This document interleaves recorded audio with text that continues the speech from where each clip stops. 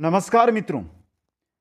पशु प्रीचर भर्ती जिसमें टारगेट हम लेकर चल रहे हैं 130 प्लस का। मतलब एग्जाम सेंटर से हम जब बाहर निकलेंगे 21, 22, 23 या 24 सितंबर को, तो हमें यह लगना चाहिए कि हमारा टारगेट 130 प्लस है और हम एकदम सेफ है। नेगेटिव मार्किंग होते हुए अगर हम 130 प्लस अंक लेकर आ रहे हैं तो यह मानकर चलो कि हम सेफ है, और उसी टारगेट को लेकर हम आपको हर प्रकार से प्रिपेयर कर रहे हैं दोस्तों। थ्योरी हम पढ़वा रहे हैं, क्वेश्चन आंसर आपको करवा रहे हैं, मॉडल पेपर यहां पर चल रहे हैं। एक एक चीज अटेंड करना आपका काम है, एक एक चीज को याद करना आपका काम है, तो लगे रहो दोस्तों। आज जो हम देख रहे थे विज्ञान जनरल साइंस से रिलेटेड 1551 क्वेश्चन, 1551 क्वेश्चन, उसका भाग नंबर 7 रहेगा दोस्तों। आज मैंने कुछ अलग परिवर्तन किया है। अब अलग परिवर्तन है क्या मित्रों?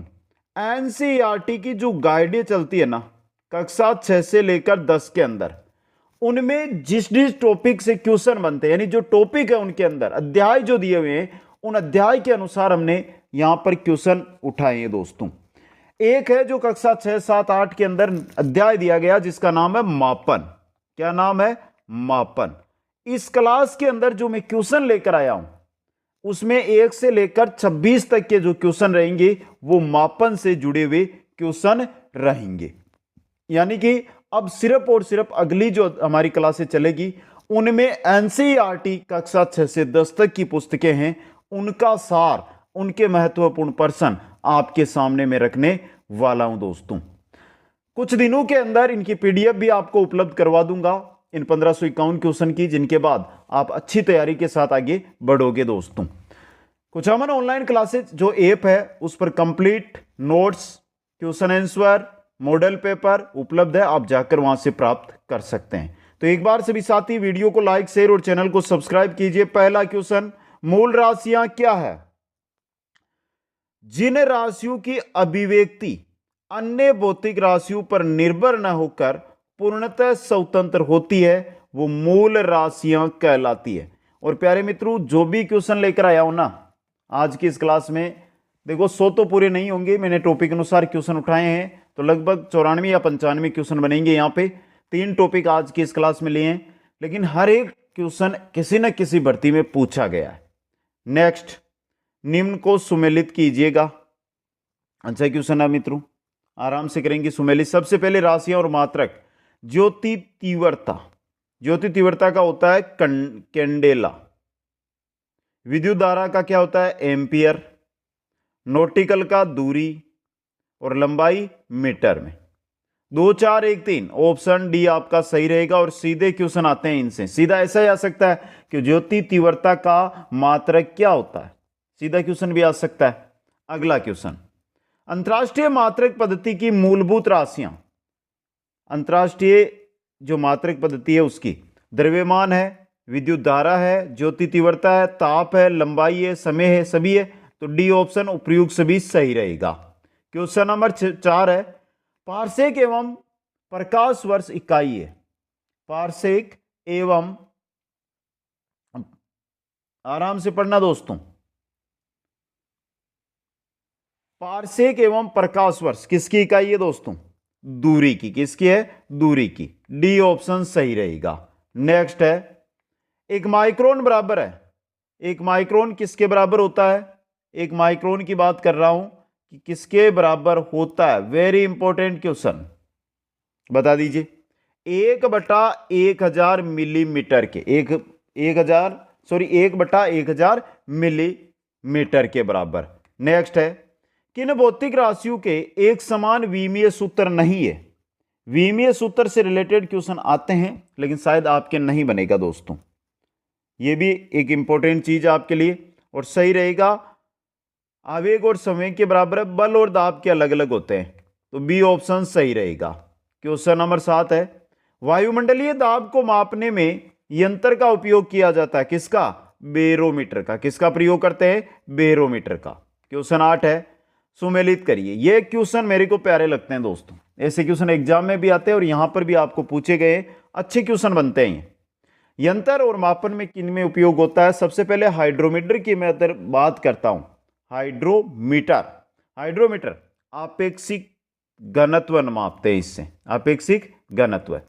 बात करूं 2 नंबर पे आता है लेक्टोमीटर, जो आपके पशुपालन में भी आता है कि दूध की शुद्धता, दूध का घनत्व किससे मापते हैं? लेक्टोमीटर से दोस्तों। स्पिग्मोमेनोमीटर रक्त दाब मापन में, और सिस्मोग्राफ भूकंपीय तरंगों के मापन में। 3 1 2 4 ऑप्शन डी यहां पे सही रहेगा। क्वेश्चन नंबर 9 है, निम्नलिखित युग्मों में से कौन सा एक सुमेलित नहीं है? जो सुमेलित नहीं है वो बताना है। ऑडियोमीटर किस काम आता है? बता दीजिए, ऑडियोमीटर किस काम आता है? अच्छा क्वेश्चन है, इंपॉर्टेंट क्वेश्चन है दोस्तों। ऑडियोमीटर ध्वनि तीव्रता मापक युक्ति है। ओडोमीटर विद्युत चुंबकीय तरंगों की आवृत्ति मापक यंत्र है। ओडोमीटर वाहन के पहियों द्वारा तय की गई दूरी मापन का यंत्र है ओडोमीटर। एमीटर विद्युत शक्ति का मापक यंत्र नहीं होता है। एमीटर क्या कार्य करता है? विद्युत धारा को मापता है, विद्युत धारा को मापता है ये। तो डी ऑप्शन यहां पे सही रहेगा। अगला क्वेश्चन, क्वेश्चन नंबर 10 है, गुरुत्वाकर्षण नियतांक की विमा क्या होती है? गुरुत्वाकर्षण नियतांक की ये रही, m की घात -1, l की घात 3, t की घात -2 गुरुत्वाकर्षण नियतांक की विमा होती है। क्वेश्चन 11, निम्न में से कौन सा सुमेलित नहीं है? जो सुमेलित नहीं है वो आपको बताना है। एमीटर विद्युत धारा, एमीटर एमीटर एक ही बात है दोस्तों, याद रखना है। एमीटर ये एक ही चीज है दोस्तों। एनीमोमीटर क्या काम करता है? एनीमोमीटर बताओ। तो एनीमोमीटर वायु की चाल सही है। पायरोमीटर उच्च ताप सही है। टेकियोमीटर, टेकियोमीटर दाबांतर नहीं नापता, किसी वस्तु के चक्रण की गति को नापता है। किसी वस्तु के चक्रण की गति है ना, वो टेकियोमीटर का काम है। तो डी ऑप्शन सही रहेगा। क्वेश्चन 12, निम्न में से कौन सा सुमेलित नहीं है? 12 नंबर में डेसिबल ध्वनि की प्रबलता, अश्वशक्ति शक्ति की इकाई, समुद्री मील नौ संचालन में काम में आता है। सेल्सियस उष्मा की नहीं ताप को मापता है। सेल्सियस में हम किसको मापते हैं? ताप को। तो डी ऑप्शन आपका सही रहेगा। क्वेश्चन नंबर 13, निम्न में से कौन सी अविमीय राशि है? ऐसी कौन सी राशि है जो अविमीय है दोस्तों? समझ गए? बता दीजिए दोस्तों, अविमीय राशि कौन सी है वो आपको बतानी है यहां पे। तो सही रहेगा आपका विकृति, ऑप्शन ए। क्वेश्चन नंबर 14, वायुमंडल से आपेक्षिक आर्द्रता नापी जाती है। किससे नापी जाती है? हाइग्रोमीटर से। किससे? हाइग्रोमीटर से। क्वेश्चन 15, कार्य का एसआई पद्धति में मात्रक क्या होता है? कार्य का एसआई पद्धति में जूल होता है। क्या होता है कार्य का एसआई पद्धति में? मात्रक जूल होता है। नेक्स्ट है, अदिश राशि बतानी है यहां पे, जिसमें दिशा नहीं दिखाई दे रही है। तो सबसे पहले ऊर्जा अदिश होती है, किस ओर भी लग सकती है ऊर्जा। समझ गए? आगे चलिए। नेक्स्ट है, ध्वनि की तीव्रता को मापने वाला यंत्र। ध्वनि की तीव्रता किससे मापते हैं हम? ऑडियोमीटर से। किससे? ऑडियोमीटर से। डी ऑप्शन सही रहेगा। अगला क्वेश्चन है, निम्नलिखित को सुमेलित कीजिएगा। अच्छा क्वेश्चन आया ये भी।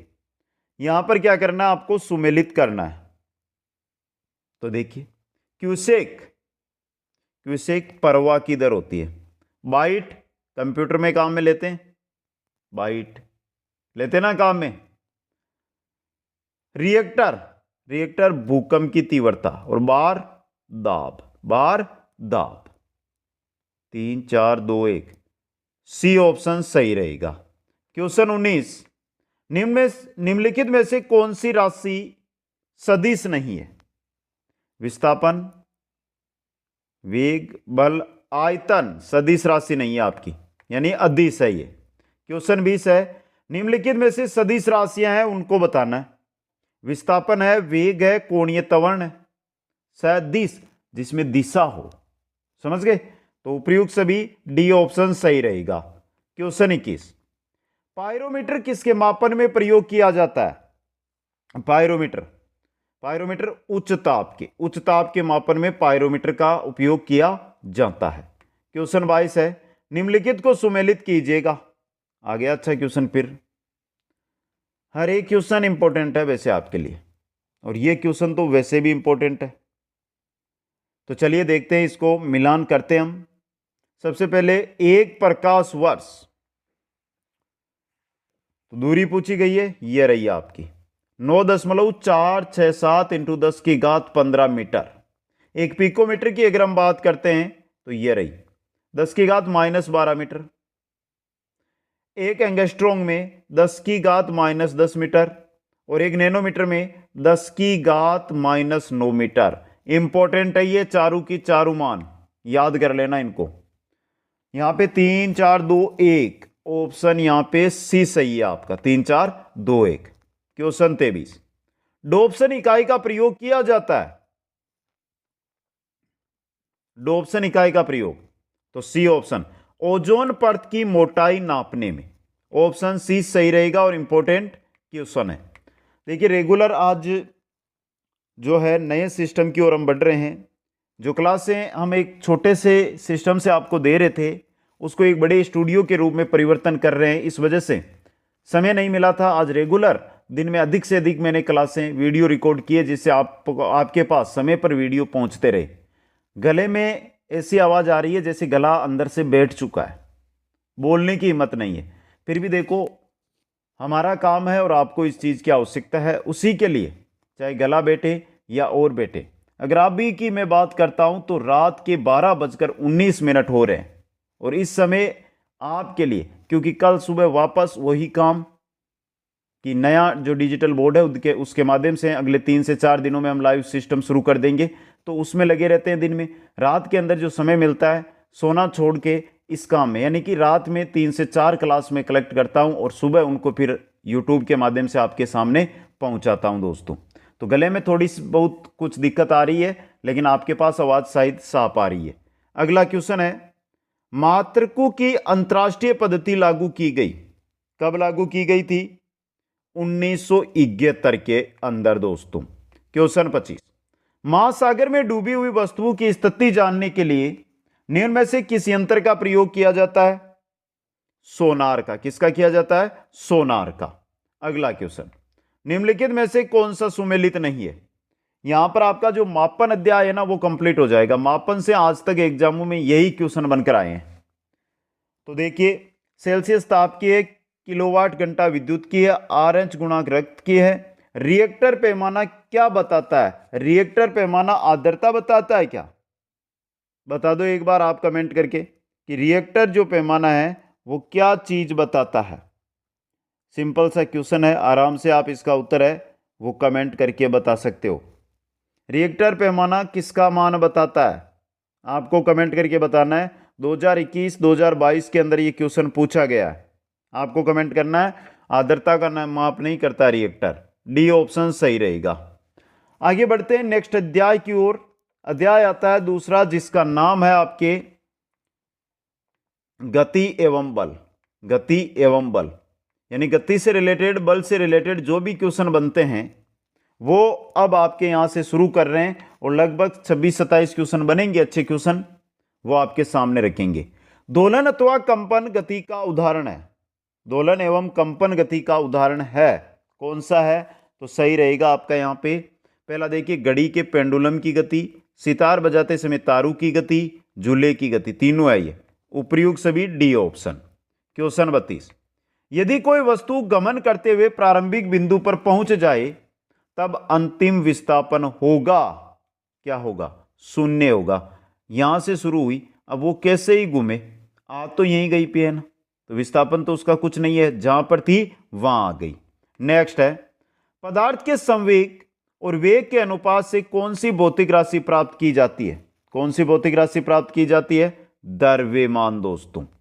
क्वेश्चन नंबर 34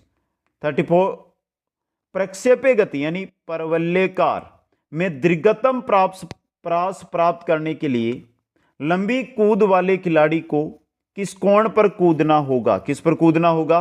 45 डिग्री पर। किस पर? 45 डिग्री पर। नेक्स्ट क्वेश्चन आपका, एक समान गति के साथ एक वस्तु, एक समान गति के साथ एक वस्तु त्वरित हो सकती है। क्या हो सकती है? त्वरित हो सकती है। क्वेश्चन 36, किसी कण द्वारा एक पूर्ण दोलन पूर्ण करने में लगा समय कहलाता है, क्या कहलाता है? आवर्तकाल कहलाता है दोस्तों। क्वेश्चन नंबर 37, न्यूटन का प्रथम नियम किस राशि को परिभाषित करता है? न्यूटन का प्रथम नियम बल को परिभाषित करता है। किसको करता है? बल को परिभाषित करता है। गेंद पकड़ते समय एक क्रिकेट खिलाड़ी निम्नलिखित में से किसको कम करने के लिए अपने हाथों को पीछे कर लेता है? किनको? आवेग को कम करने के लिए खिलाड़ी अपने हाथों को, जैसे ही गेंद हाथों में आती है उससे पहले वो थोड़ा सा हाथों को भी नीचे ले जाने लगता है। अगला क्वेश्चन, त्वरण से संबंधित सूत्र है। त्वरण का सूत्र क्या होता है वो आपको बताना है। त्वरण का सूत्र होता है ए बराबर वी माइनस यू बट्टा टी। ये रहा पहला ऑप्शन, ए ऑप्शन आपका सही रहेगा। अगला क्वेश्चन, आवर्ती का मात्रक है। आवर्ती का मात्रक होता है हर्ट्ज। गलत लिखा हुआ है यहां पे, हर्ट्ज होता है आवर्ती का मात्रक, हर्ट्ज। नेक्स्ट है, रॉकेट किस सिद्धांत पर कार्य करता है? कौन से नियम पर कार्य करता है? न्यूटन का तृतीय नियम। ऊपर जाएगा ना तो पीछे भी ये कार्य करेगी इसकी गति। अगला क्वेश्चन, वॉशिंग मशीन एवं दूध से मक्खन बनाने वाली मशीन का कार्य किस सिद्धांत पर है? अपकेंद्रण पर। किस पर? अपकेंद्रण पर। क्वेश्चन 43, ये क्वेश्चन बहुत बार आते हैं दोस्तों। प्रक्षेप्य पथ में कण का वेग होगा। प्रक्षेप्य पथ में कण का वेग एक क्षण के लिए त्वरण लंबवत होगा। यह क्वेश्चन इंपॉर्टेंट है, सीधा छप सकता है एग्जाम में।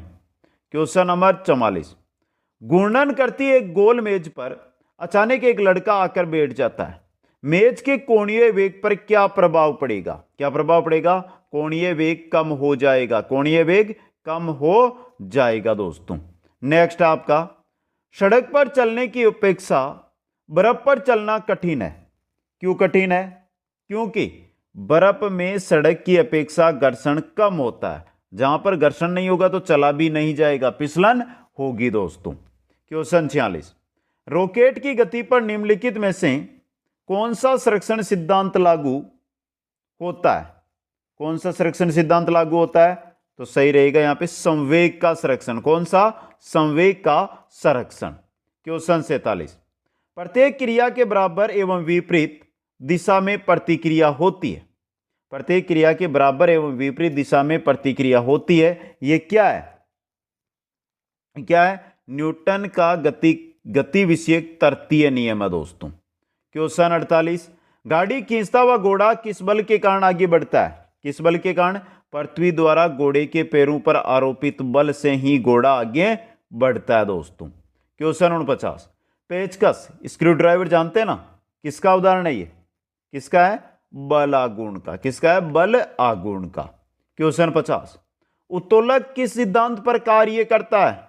उत्तोलक किस सिद्धांत पर कार्य करता है? बल आघूर्ण पर। किस पर करता है? बल आघूर्ण पर कार्य करता है। क्वेश्चन 51, सभी मूल आधारीय बलों में सबसे कमजोर बल कौन सा है? इन बलों में से तो गुरुत्वाकर्षण बल। कौन सा है? गुरुत्वाकर्षण बल सबसे कमजोर बल है दोस्तों। आगे चलिए नेक्स्ट क्वेश्चन की ओर। निम्नलिखित में से सही कथन को चुनना है। सही कथन कौन सा है वो बताना। पहला, चाल व वेग दोनों दिशा व परिमाण होते हैं। चाल में केवल परिमाण व वेग में परिमाण व दिशा दोनों होते हैं। चाल आपकी अदिश राशि है, वेग आपकी सदिश राशि है। सदिश यानी जिसमें दिशा हो, तो बी ऑप्शन सही रहेगा। अगला क्वेश्चन, चलती हुई बस जब अचानक ब्रेक लगाती है तो उसमें बैठे हुए वे यात्री आगे की दिशा में गिरते हैं। यह क्वेश्चन तो आपने जब एग्जाम दिया है अगर तो आपने उसमें आया होगा। नहीं, ऐसा एक क्वेश्चन है जो साइंस की जो भर्तियां होती है, जिनमें साइंस पूछी जाती है, उनमें एक में छोड़कर अगली भर्ती में तो यह पूछ लिया जाता है दोस्तों। और यह है न्यूटन का प्रथम नियम। हम अगर बस चल रही है ना तो बस के साथ उसके अंदर हम बैठे हैं तो वो भी हमारी वही गति हो जाती है। बस को एकदम ब्रेक लगाकर रोक दिया जाता है, लेकिन हम तो गति करते रहते हैं तो हम आगे गिर जाते हैं दोस्तों। आगे चलिए, तराजू या कैंची किस प्रकार का उत्तोलक है? तराजू या कैंची प्रथम श्रेणी के। कैसे हैं? प्रथम श्रेणी के। क्वेश्चन 55 है, घूर्णन या वृत्तीय गति करते हुए पिंड की त्रिज्या के अनुदिश केंद्र या घूर्णन अक्ष पर बना कोण कहलाता है। क्या कहलाता है दोस्तों? यह कहलाता है कोणीय विस्थापन। क्या कहलाता है?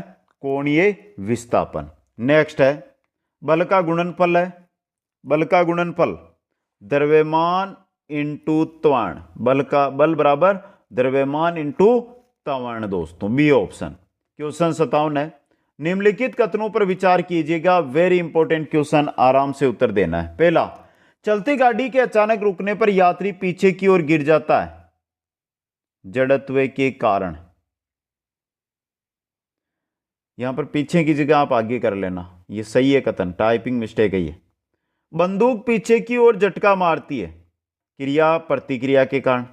खेल कूद में ऊंची कूद वाले खिलाड़ी के गिरने के लिए भूमि पर बालू का ढेर बिछाया जाता है, जड़त्व उत्पन्न करने के लिए? नहीं। तो पहला दूसरा सही है, तो केवल 1 और 2 यहां पे सत्य हैं दोस्तों।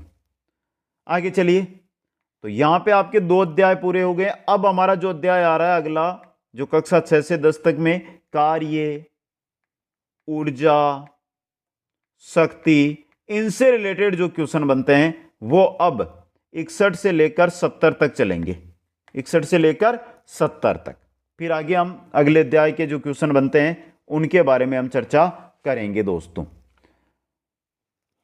चलिए, क्वेश्चन है, कार्य के अधिकतम मान के लिए कोण का मान होना चाहिए, कितना मान होना चाहिए? 0 डिग्री दोस्तों। कितना? 0 डिग्री। लंबी दूरी तय करनी है आपकी, आपको लॉन्ग जंप लगाना है, तो आपको 45 डिग्री पर जंप लेना होगा। यहां पर कार्य की बात हो रही है। अगला क्वेश्चन, कार्य तथा शक्ति में संबंध है, सामर्थ्य यानी शक्ति की बात हो रही है, सामर्थ्य मतलब शक्ति ही होती है दोस्तों। तो कार्य बराबर सामर्थ्य इंटू समय, ये क्या है? कार्य का सूत्र है शक्ति इंटू समय, शक्ति इंटू समय। नेक्स्ट, किसी वस्तु द्वारा किया गया कार्य हो सकता है, किसी वस्तु द्वारा किया गया कार्य हो सकता है धनात्मक, ऋणात्मक, शून्य, तीनों हो सकते हैं, तो डी ऑप्शन उपयुक्त सभी सही रहेगा। अगला क्वेश्चन, कार्य का मात्रक, कार्य का मात्रक क्या होता है? जूल। क्या होता है? जूल होता है।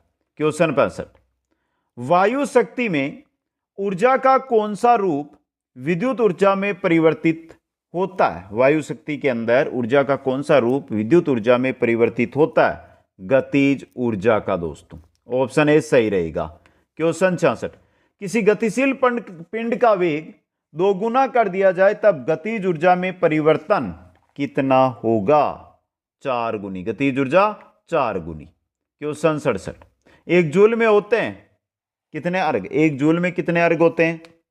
तो 10 की घात 7 अर्घ। 1 जूल में 10 की घात 7 अर्घ होते हैं दोस्तों। क्वेश्चन 68, शक्ति के विभिन्न मात्रकों में कौन सुमेलित नहीं है, वो आपको यहां पर बताना है दोस्तों। तो यहां पे जो भी जानकारी आपको दे रहा हूं एक से बढ़कर एक रहेगी। पहली है, एक अश्व शक्ति 776 वोट, समझ गए? दूसरा 1 वोट, 1 वोट आगे देखिए 0.239 कैलोरी सेकेंड, या आप इसको ये भी लिख सकते हो 1 जूल प्रति सेकेंड, 1 जूल प्रति सेकेंड। 1 किलोवाट प्रति घंटा 1.340 अश्व शक्ति, सही है ये भी। और इसको आप और क्या लिख सकते हो? 3.6 इंटू 10 की घात 6 जूल। 1 मेगावाट, अब अश्व शक्ति में दिया है ना, तो ये गलत दे रखा है, 1340.48 अश्व शक्ति होगा, तब जाकर ये सही होगा। समझ गए? अब सही हुआ है, तो ये डी ऑप्शन आपका यहां पे सही रहेगा। याद कर लेना, सीधे पूछ सकते हैं ये क्वेश्चन। 1 मेगावाट में वाट कितने होते हैं? 1 मेगावाट में वाट 10 की घात 6 वाट होते हैं, 10 की घात 6 वाट।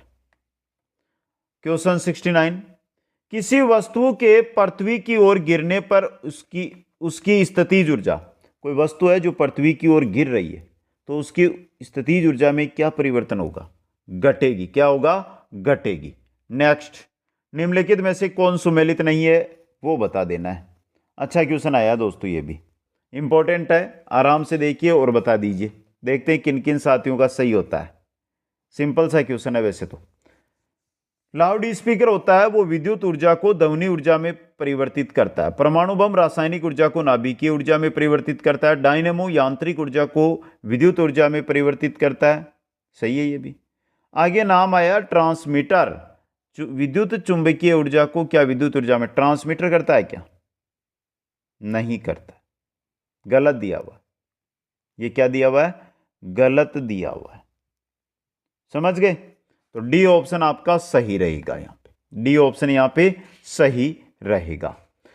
अब हम जब आगे चलते हैं 71 नंबर क्वेश्चन की ओर, जो सबसे इंपॉर्टेंट एनसीईआरटी के अंदर 6 से जो कक्षा 10 के अंदर सबसे इंपॉर्टेंट टॉपिक बनता है फिजिक्स के अंदर, वो है आपका द्रव्य।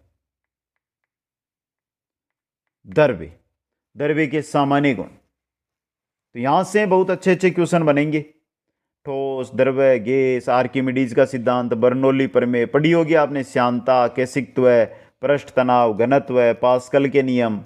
यहां से रिलेटेड ऐसे क्वेश्चन आपको यहां पर देखने को मिलेगी दोस्तों।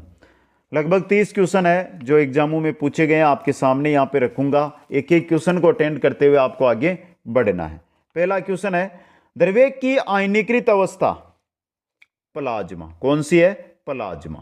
क्वेश्चन 72, द्रव्य बूंद की संकुचित होकर न्यूनतम क्षेत्र घेरने की प्रवृत्ति का कारण क्या है? क्या है? पृष्ठ तनाव। बीसी ऊपर नीचे हो गए लेकिन पृष्ठ तनाव कारण बनता है।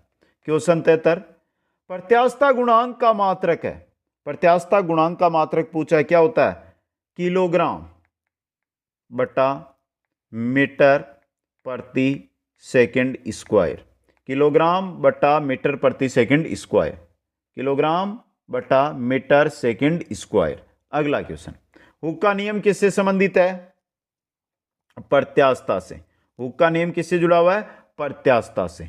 अगला क्वेश्चन, जब कोई बाह्य बल न लगा हो तब द्रव्य की एक छोटी बूंद की आकृति निर्धारित होती है। किससे? द्रव्य के पृष्ठ तनाव से। द्रव्य के पृष्ठ तनाव से। क्वेश्चन 76 है, निम्नलिखित में से सही कथन है वो चुनना है आपको। 76 नंबर क्वेश्चन अच्छा क्वेश्चन। पहला, ठोसू का गलनांक निश्चित होता है। द्रव्यों का हिमांक एवं घनत्व ठोसू की अपेक्षा कम होता है। गैसों का क्रांतिक ताप निश्चित होता है। तीनों के तीनों सही है ये, तो डी ऑप्शन उपयुक्त सभी सही रहेगा। अगला क्वेश्चन है, शीशे के पात्र में रखे जल के अणु तथा शीशे के अणु के मध्य आकर्षण बल आसंजक बल होता है। कौन सा होता है? आसंजक बल। क्वेश्चन 78, जल का अधिकतम घनत्व, जल का अधिकतम घनत्व कब होता है? 277 केल्विन पर। 277 केल्विन पर दोस्तों। नेक्स्ट क्वेश्चन है, समुद्र में पलवन करते हुए आइसबर्ग का कितना भाग समुद्र की सतह के ऊपर होता है? आइसबर्ग का कितना भाग समुद्र की सतह के ऊपर होता है? 1/10 भाग। यह समुद्र है, इस पर आपने एक बर्फ डाला, बर्फ का टुकड़ा डाला, वो इस प्रकार रहेगा, यानी कि 1/10 भाग बर्फ के टुकड़े का 10वां भाग बाहर रहेगा। बादलों के वायुमंडल में तैरने का कारण है उनका कम घनत्व। उनका कम घनत्व। क्वेश्चन 81, लोहे की कील पारे पर क्यों तैरती है जबकि जल में डूब जाती है? लोहे की कील पारे पर तैरती है, जल में डूब जाती है। कारण क्या है?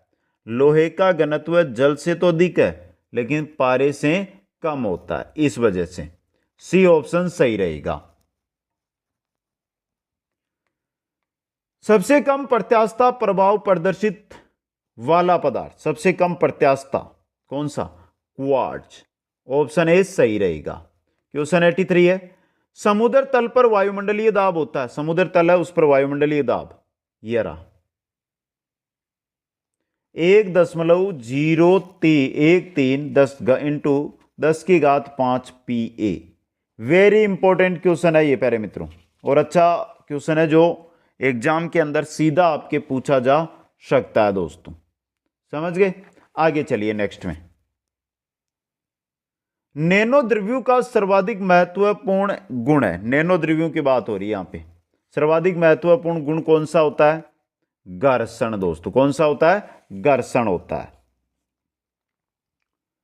जल में एल्कोहल मिलाने पर जल के पृष्ठ तनाव में कमी आती है। जल में एल्कोहल मिला लो, जल के पृष्ठ तनाव में कमी आ जाएगी। क्वेश्चन 86, रबर की अपेक्षा स्टील अधिक प्रत्यास्थ है, क्यों है दोस्तों? अधिक विरूपक बल की आवश्यकता होती है, क्योंकि अधिक विरूपक बल की आवश्यकता होती है। एक सुई जल में डूब जाती है, जबकि लोहे से बना जहाज जल पर तैरता है। इंपॉर्टेंट है ना ये। तो सुई का अपेक्षित घनत्व है, उसके द्वारा हटाए गए पानी से अपेक्षित घनत्व से क्या होता है? अधिक होता है। इस वजह से सुई डूब जाती है। जहाज जितना अपेक्षित घनत्व है जहाज का, वो उससे जो जल का वो अपेक्षित घनत्व है, जितना भाग हटाता है उससे कम होता है। समझ गए? अगला क्वेश्चन, किसी निकाय का दाब वायुमंडलीय दाब से अधिक है, तब गेज दाब का मान होगा धनात्मक। क्या होगा? धनात्मक। क्वेश्चन 89, निम्नलिखित में से सही कथन चुनना है। देख लीजिए। गुरुत्वीय प्रभाव की अनुपस्थिति में द्रव्य के अंदर प्रत्येक बिंदु पर समान दाब कार्य करता है। द्रव्य का दाब तलों के क्षेत्रफल पर निर्भर नहीं करता है। Hydraulic lift, hydraulic brake, hydraulic press pascal के सिद्धांत पर कार्य करता है। तीनों सही है, तो उपयुक्त सभी ऑप्शन डी सही रहेगा। क्वेश्चन 90, किस ताप पर पानी का घनत्व अधिकतम होता है? किस पर होता है? 4 डिग्री सेल्सियस पर। 4 डिग्री सेल्सियस पर। केल्विन में बात नहीं हो रही है, सेल्सियस फारेनहाइट कुछ नहीं है, सेल्सियस पूछा है यहां पे। क्वेश्चन 91, द्रव्य बूंद की संकुचित होकर न्यूनतम क्षेत्र घेरने की प्रवृत्ति का कारण होता है। क्या कारण होता है? पृष्ठ तनाव। पृष्ठ तनाव। क्वेश्चन 92, वस्तु की मात्रा बदलने पर अपरिवर्तित रहेगा। क्या अपरिवर्तित रहेगा? घनत्व। क्या? घनत्व। क्वेश्चन 93, वर्षा की बूंद की गोलाकार आकृति का कारण है। वर्षा की जो बूंद है उसकी गोलाकार आकृति का क्या कारण है? पृष्ठ तनाव। क्या है? पृष्ठ तनाव। नेक्स्ट आपका, शेविंग ब्रश काक जल से बाल निकालने पर उस पर बाल आपस में चिपक जाते हैं। ऐसा क्यों होता है? क्यों चिपकते हैं? पृष्ठ तनाव के कारण। किसके कारण? पृष्ठ तनाव के कारण चिपकते हैं दोस्तों। नेक्स्ट है, बॉल पेन किस सिद्धांत पर कार्य करता है? बॉल पेन पृष्ठीय तनाव के सिद्धांत पर बॉल पेन कार्य करता है दोस्तों। नेक्स्ट है, केस नली में किसी द्रव्य का चढ़ना या उतरना किस पर निर्भर करता है? केस नली के अंदर किस पर निर्भर करता है? त्रिज्या पर। किस पर? त्रिज्या पर।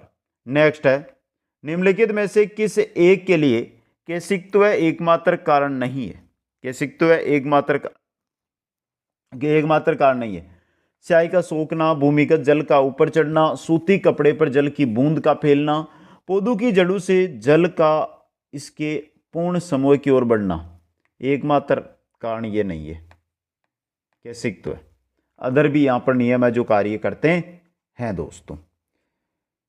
क्वेश्चन नंबर 98, ऑटोमोबाइल्स में जलीय ब्रेक किस सिद्धांत पर कार्य करते हैं? कौन सा सिद्धांत है? तो सही रहेगा आपका यहां पे पास्कल का सिद्धांत।